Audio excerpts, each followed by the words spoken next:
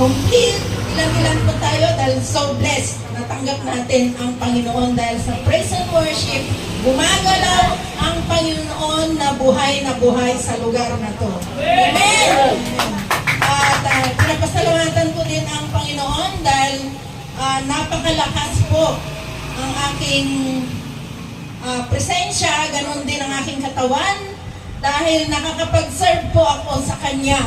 Kahit may mga problema, ang Panginoon pa rin ang mas malaki sa lahat ng problema na dumadaan sa buhay ko. Yan lamang. Thank you and good morning ulit. Napapasalamat at talagang naginaga sa worship natin at sa mga kasamahan, mga pastor dito. At nagpasalamat ako na kilala nila si Pastor Kim. At talaga sa totoo lang, alam ng Diyos ang pagsikap ng aking mahal na asawa. Ulan man, may sakit man, minsan nakapamper siya, nakatutulog dito dahil nagkasakit. Pero sa awan ng Diyos pinagaling dahil alam ni Lord na pure heart siya. So, naway tayo lahat, ganon. At napapasalamat kami, una sa lahat, wala pa talaga rin simbahan. Pero pinagamit ni si Siros ng samantala itong lugar na ito. So, naibigay din ang Panginoon soon next year. So, pero na tayong lugar, nakanta, pero medyo kanta ngayon ang kalaban eh. So, ibigay ni Lord yan kasi alam naman ni Lord, pure ang heart natin eh. Kaya ang kanilang pure heart, worldwide ministry. So, ganun din tayo. So, nagpapasalamat ako na yung mga ibang kapatid na hindi nakarating dahil busy na yung maraming mga ginagawa. Naway, every Sunday, at mayroon din tayong downwatch. Pero yung iba nakakarating, yung iba hindi. Naintindihan namin yun, pero yung pinakaano pala Sunday ang ating gawain.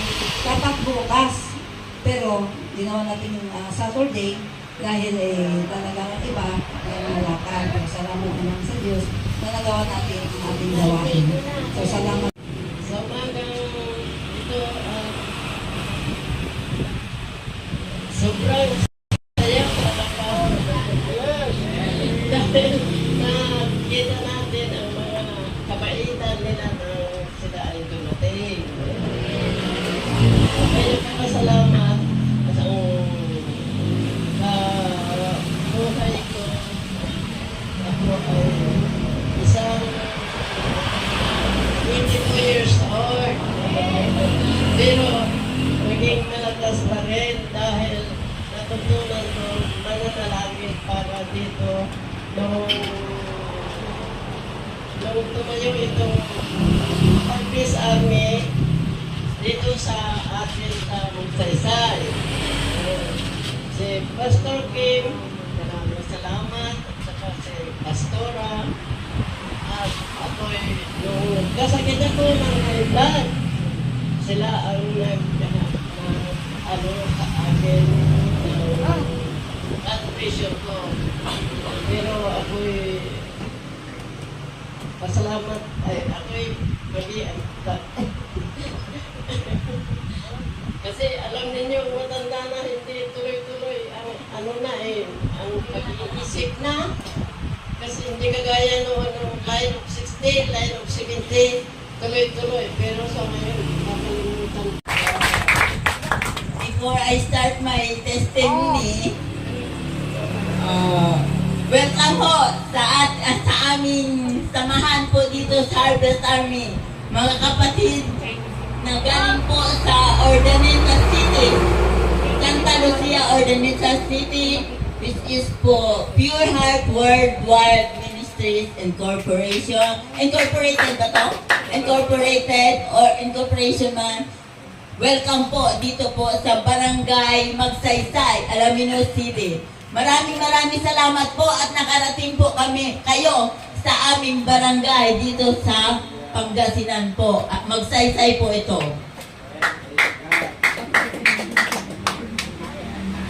Ayaw po nga Pangasinan. Nahuli na yung Pangasinan. Dapat ang sabi ko, Alaminos City, Pangasinan. Barangay Magsaysay, Alaminos City, Pangasinan. Pero nahuli ang Pangasinan. Okay na ho yun at this time, hindi ano yun. Noon hindi ko pa kilala itong Harvest Army. Nandito pa ho sila Pastor Kim at saka si Pastora Milani. Dito sila nagtuturo ng salita ni Lord. Pero ho ako, noon may Bible din ako sa amin, pero buklat-buklatin ko lang ho yun. Pero hindi ko ho naintindihan kung ano ang ibig sabihin noon. Magbabasa ako ng ilang pages o ilang ano, pero bakit hindi pumapasok sa isip ko? Ngayon ho, dyan, siyempre ho, katoliko ho ako, halos everyday, pupunta ho ako dyan sa bayan para mag-rosary. Mayroon ho kasi ditong, bukod sa simbahan, mayroon ho sila ditong parang isang ano na doon ho kami nag-rosary. Ngayon po, nung nag-start itong Harvest Army, niyaya po ako ni Ate Fe na makinig tayo ng Bible study. Sabi ko, okay, walang ginagawa, why not? Pupunta ho ako tuwing linggo, kung niyayaya nila ako. Alas 3, pupunta na ho ako.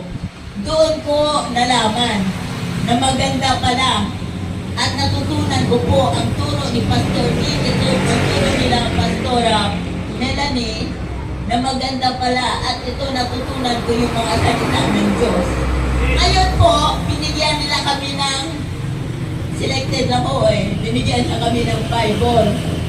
Ngayon, tinignan ko ho, sabi ko, kung ano naman dito nabasa po sa Bible ng Catholic. Ngayon, na-realize ko na iisa lang pa pala ang Bible, pero ang interpretasyon ng ibang pastor ho, iba ho. Kaya, nung nakita ko ho na si Pastor Kim, nagbabasa ng Bible at nangangaral po sa amin, may hawak kaming Bible. Sinabi ko na, lahat pala na tinuturo ni Pastor Kim, ni Pastor Milani, o ni Sister Rose na minsan ho nagpe-preach sa amin, nanggagaling pala sa Bible. Kaya sabi ko, susundan ko po ito. Minsan ho, one time na nag-ano kami, sabi ko, ay, maganda pala ito. Kaya, pag Sa umaga ho, sa gabi, bago mo ako matulog, nagbabasa ho muna ako kahit 2 verse o kahit tatlo. Then sa madaling araw po, nagbabasa din po ako para may natutunan po ako. Yung testimony ko sa buhay ko, ako ho ay may asawa, pero naghiwalay na kami dahil sa kaniyang kalukuhan. Hindi ko na, basta may kalukuhan siya sa katawan niya. Siman ho siya, pero naghiwalay ho kami. Ay hindi. Sabi niya kasi, hindi kami maghiwalay, pero ang sabi niya kasi, hiwalay na siya sa asawa. Sinabi ko rin, di hiwalay na kami. Kasi hiwalay na niya ako, di ba? May 2 anak po ako, parehong lalaki. Yung isang anak ko po,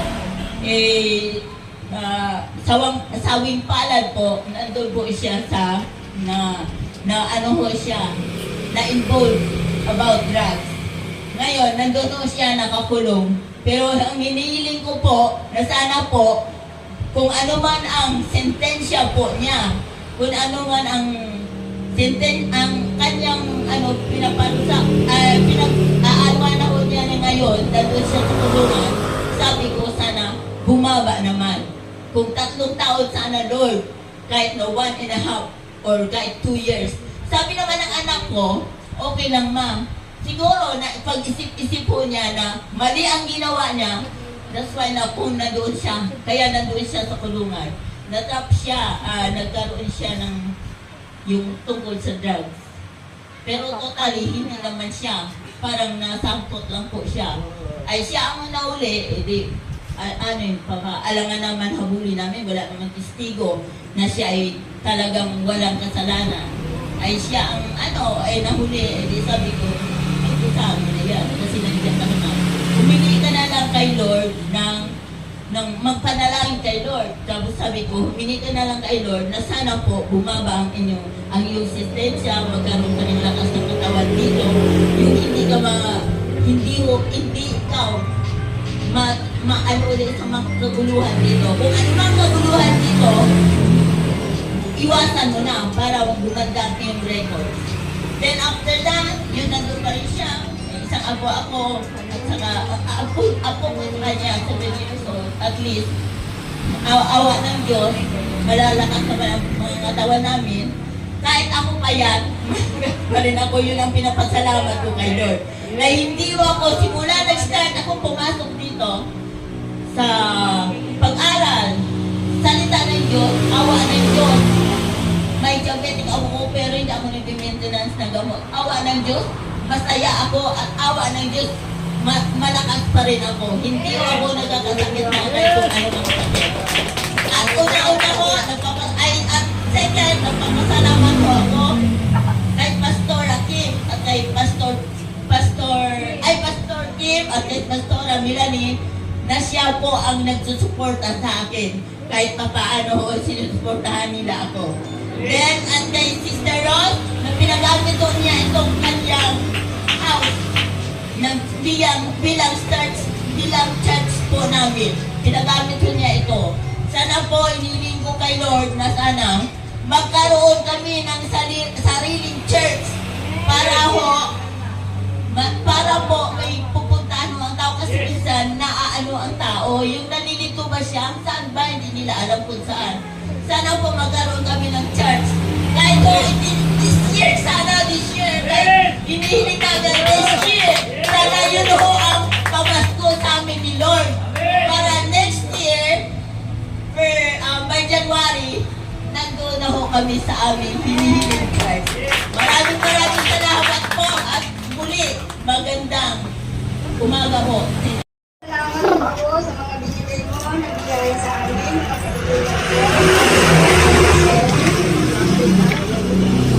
Yung nakakalanin ko, ito po na sa January 20, nauwiran na po sa heart kasi may butas po. Salamat po sa mga tumulong sa kanya. Lahat ng mga pastor, salamat po. Sa araw na binigay mo sa amin ay ang pagsubok lahat. Tapos mga kaibigan ko lang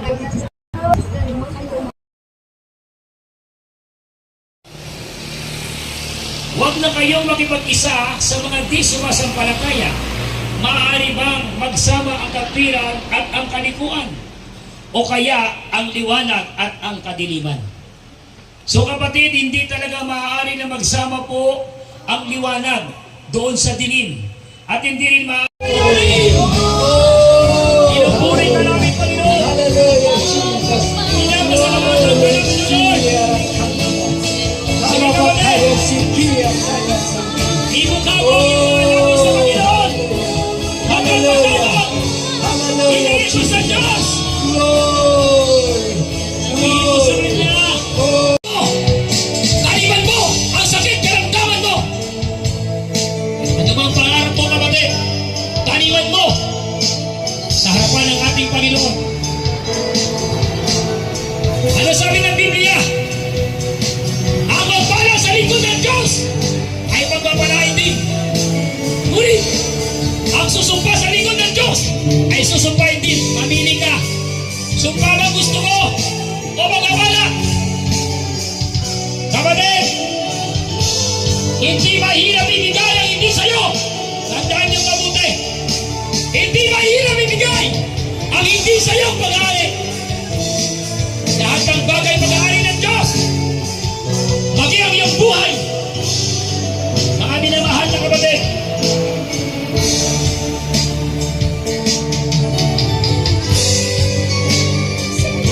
Tandaan natin. Ang nasa iyo, di ba mawalan ka? Ngunit magkakaroon ka ng mga bagay na pinapangarap mo. Ulitin ko, kapatid. Huwag mo lang isipin na kayo pinagpanak at pinagaling ka ng Diyos. Baka bukas, murado na sa'yo. Huwag. Huwag. Magpatuloy ka sa paglilingkod sa Panginoon. Hindi ako nanginayang kay pagkalaw ang anumang bagay. Kung kaya na. Alam niyo ba kung anong pinakamagandang simbahan? Kung kayo nakapasok sa Bill House, napakaganda ang kanilang mga ginagawa. Isang palakpak, 3-5 sa bahay ng Panginoon. Napakaliit naman ang pananampalataya mo, kapatid. Kung bakit magaganda, may mga speaker sila. May mga gamit sila magaganda. Sapagkat ang mga membro nila, giver. Giver po ang mga tao kumahal sa biraw. Katama ng magandang simbahan. Ang sa nilalapitan ng mga tao bang maligtas. Mga kapatid, italit niyo po sa inyong mga puso yan. Ang pastor, hindi mo natiling pastor yan. Tao din kami. May pakiramdam, may damdamin. Nagkakasakit, namamatay. Ngunit sino magpapatuloy na ministeryong iniwan ng Diyos? Dapat kayo. Dapat tayo. Dapat na mabilang tayo sa kalawang aklat. Mabilang tayo sa rapture. Pag mga tayong kapatid na may iwanan ka, sayang ang sakripisyo natin. Sayang ang pagtitiis namin. Sayang ang ginagawa namin. Hindi namin kayo bagay. Baka kami maiwan pa. Huwag. Kayo ang tatak ng Diyos na binigay sa amin. Kayo ang katunayan. Kaya kung bakit pinagmamalaki namin kayo. Kung bakit hindi kami mapahiya. Kung ibabalik naman namin kayo sa iba. Hindi ito bayad sa likod ng Diyos. Maliit na bagay ito. Kulang yan. Pero kapatid, sabi ko nga po sa inyo kanina, hindi mahirap ibigay ang hindi sa'yo. Hindi naman sa'yo yan eh. Naluyan ka ng pagpapala ng Diyos. Kung ang ministeryo mo ay mangarap na salita ng Diyos, magbutihin mo. Kung tinawag ka ng Panginoon bilang isang ebanghelista, magbutihin mo. Kung tinawag ka bilang guro, magbutihin mo. Kung saan ka man tinawag sa music ministry, magbutihin mo. I-check mo ang iyong sarili. Baka isang araw, naiwan ka. Sabi ka na ng Lucas, sa inakala mo na ang liwanag ay nasa iyo, pero baka kadiliman ang taglay mo. Huwag kapatid. Ang lahat ng bagay na nakikita natin ay may hangganan, may katapusan ang lahat ng bagay. Walang iyan sa ikumpara sa karayaan ng langit, sa buhay na walang hanggan. Ang buhay mo galing sa Diyos. Ang lahat ng narito galing sa Kanya. Sino ka para pagkaitan mo at pagdamutan mo ang Panginoon na isang lumika at nagbuwis ng buhay para sa iyo, na dapat ikaw ang maparusahan, ngunit inako niya ito para sa iyo. Sa bawat tatay na kanyang nararanasan, nararamdaman, pinagali ang mga sugat na mayroon ka. Umuulan ng pagpapala sa bahay ng Panginoon. Umuulan ng tagumpay sa bahay ng Panginoon. Piliin mo na maglingkod sa Diyos. Piliin mo na magtapat sa Diyos. At huwag niyo pong palilimutan ang Pure Heart Worldwide Ministry. Sandali ko na sila naging kaibigan. Para 1,000 taon na kami magkakasama. Bakit? Sa mga nasumpungan at totoong hinahanap ng Panginoon sa puso ng bawat isa sa amin. Ito po isasalin namin sa inyo. Isang araw, ilisanin namin ang Pangasinan. Ipagpatuloy niyo ang ministeryo sa lugar na ito. Sabi ng Biblia, sabi ni Hari David, napakaganda ng aking palasyo! Napakagandang lahat! Pero bakit? Wasak ang bahay ng Diyos! Ayaw niya. Ayaw niya. Tatayo ako sa nang nararapat para sa templo. Pero bago magtayo ang Diyos, nilinisin niya muna ang paglalagyan. Nilinisin niya muna ang bawat puso. Tawag ba kapatid? Dahil mo lang tumayo at tayo pa'y manalangin. Piliin mo na magtapat sa Diyos. At huwag niyo pong palilimutan ang Pure Heart Worldwide Ministry. Sandali ko na sila naging kaibigan. Para 1,000 taon na kami magkakasama. Bakit? Sa mga nasumpungan at totoong hinahanap ng Panginoon sa puso ng bawat isa sa amin. Ito po isasalin namin sa inyo. Isang araw, ilisanin namin ang Pangasinan. Ay magpatuloy niyo ang ministeryo sa lugar na ito.